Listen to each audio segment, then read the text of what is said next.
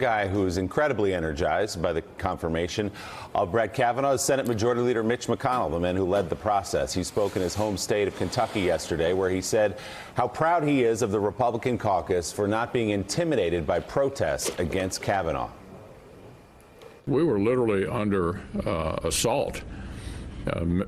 These demonstrators, I'm sure some of them were well-meaning citizens, but many of them were obviously trained to get in our faces, to go to our homes up there, to basically almost attack us in the halls of the Capitol.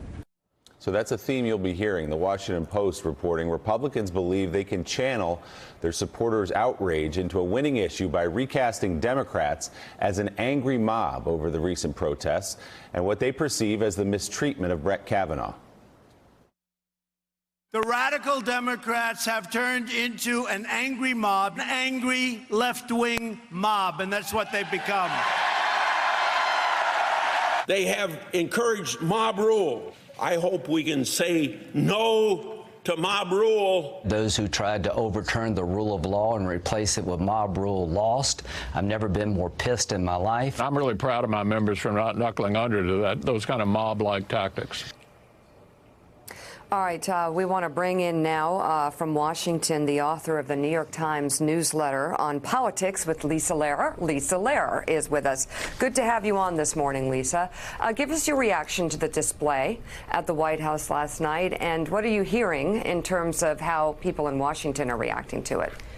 Well, I think we have to break down a little bit what's happening here. So what happened was for weeks and weeks, Republicans saw this huge enthusiasm gap in their midterm polling. And you would talk to Republican pollsters and they would say there's a 12-point gap in how excited Democrats are to vote and how excited Republicans are to vote. That was obviously not a good thing. They were concerned about it. The Kavanaugh confirmation fight started happening. They saw that gap close up, and we got to sort of an equal place between Republicans and Democrats. But then something else happened, which is that Republicans won the fight. And everyone knows that losers are more energized to vote than winners. Grievance beats out gratitude at the polls every time. So this is part of Republicans trying to keep that sense of grievance, that sense of fight going for the next 28 days. But you know, and they're taking a little bit of a victory lap, and that's deserved. They won this huge goal of, you know, getting a conservative majority on the highest court for a generation. But the fact is that they won. So I wonder, it feels like it'll be a little difficult to maintain this sense of grievance, you know, for the next 28 days. 28 days in politics is a long time. Let me just push that a little bit, because usually that works. Usually that's the way, sort of the aggrieved side ends up being able to raise money and develop enthusiasm. But in this case, there's a lot of grievance that Republicans feel about the way Kavanaugh was treated. And isn't this the #1 thing Republicans are looking for in this president, to name Supreme Court justices and to get them through? I would think that this could be a nightmare scenario for Democrats. Yes, it is the #1 thing that they're looking for from the president. And of course, the president's base love. He did it. It was a big accomplishment. And of course, the president's base love this about him, that he's a fighter, that he goes out there and, you know, sticks it to everybody all the time.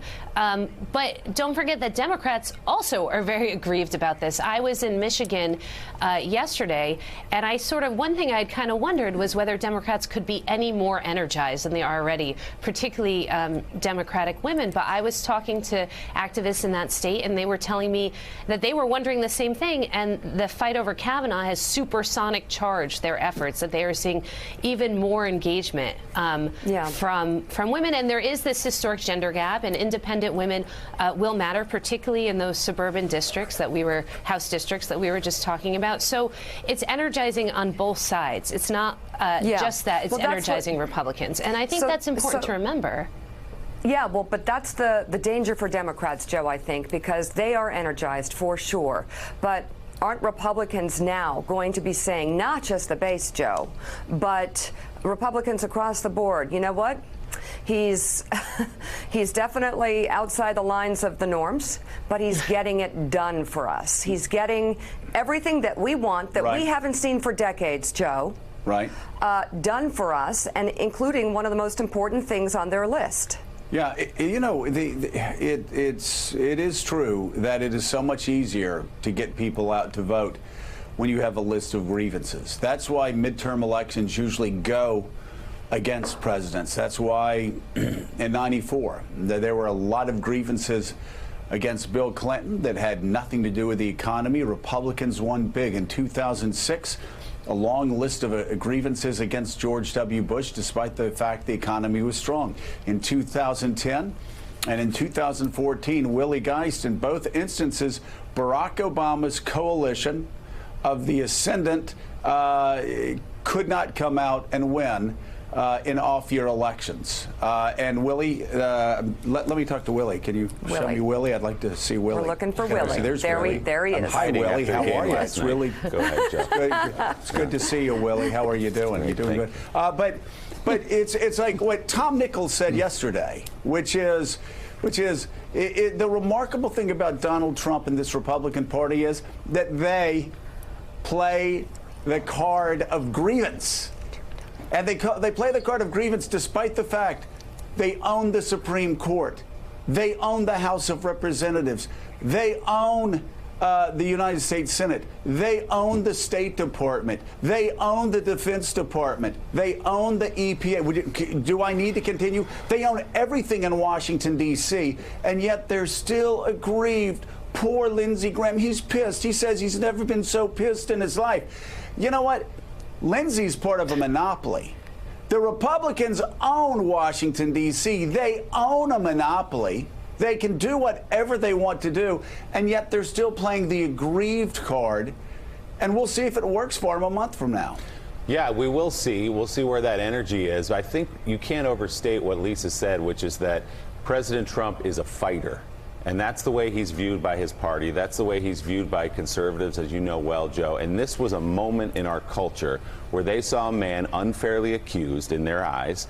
They believe that a lot of these allegations were scurrilous, and he highlighted the ones that were the worst of them yesterday, did the president. And he stood there at the side of Judge Kavanaugh in a moment where a lot of people might have walked away from Kavanaugh and said, I don't need the headache. I think that moment, we really can't overstate how big it was for a lot of people that President Trump, Mike, stood there at the side of a man that a lot of people in this country believe was getting a raw deal and didn't do the thing that other politicians might do because it felt bad or it was uncomfortable, which would be to walk away from him. Well, I mean, that's part of Donald Trump's unique and bizarre gift. I mean, he has a capacity to just concentrate on resentment and anger.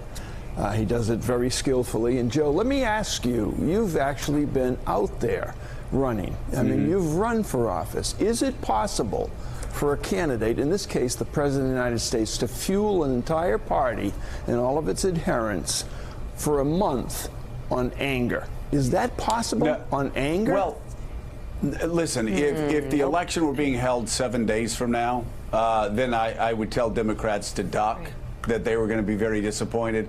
It really is true that a week in politics is a lifetime. If I always say this, and I know it to be the case just by following elections. If James Comey's letter had come out 20 days before the election, Hillary Clinton would have still won. 30 days before the election, Hillary Clinton would have still won. It depends on what happens between now and Election Day. What is there that Donald Trump can use as a trigger to gin up his base? But usually, as you know, Mike, in off-year elections, it's really, really difficult for presidents, even extraordinarily successful, popular presidents, from Ronald Reagan to Barack Obama, to gin up their base. Reagan had just a disastrous midterm in 1982, followed by a disastrous midterm in 1986 when the Democrats took back the United States Senate by winning a lot of seats in the supposedly solid Republican South. So there's still a very, very long way to go. But I must say, Mike, I've been extraordinarily disappointed in the Democratic Party. I've been extraordinarily disappointed in their inability to put together a message, extraordinarily disappointed in their ability to fight back, extraordinarily disappointed in their ability to organize, to have a national plan. I'm getting calls from people in the Democratic Party every day talking about the fact that right now they don't have a robust, aggressive way to make sure that they pull out voters, that they don't have a game plan to pull out, for instance, the black voters that helped Doug Jones win in Alabama. It's just it's just amateur night. It seems constantly that it's amateur night for the Democratic Party. They have 29 days to wake up, or they're going to be sitting around the morning after the election whining and bitching about how Republicans stole another election, and maybe they'll blame Martians this time. Except for blaming themselves, except for looking in the mirror and blaming themselves for not having a coherent message again for the second time in the Trump era. For the second time in 2 years, they don't have a coherent message, and apparently they don't have a ground game. If Democrats win, Mika, they're going to win because they have strong candidates district by district by district. This National Democratic Party does not exist. Okay. Thanks for checking out MSNBC on YouTube, and make sure you subscribe to stay up to date on the day's biggest stories. And you can click on any of the videos around us to watch more from Morning Joe and MSNBC. Thanks so much for watching.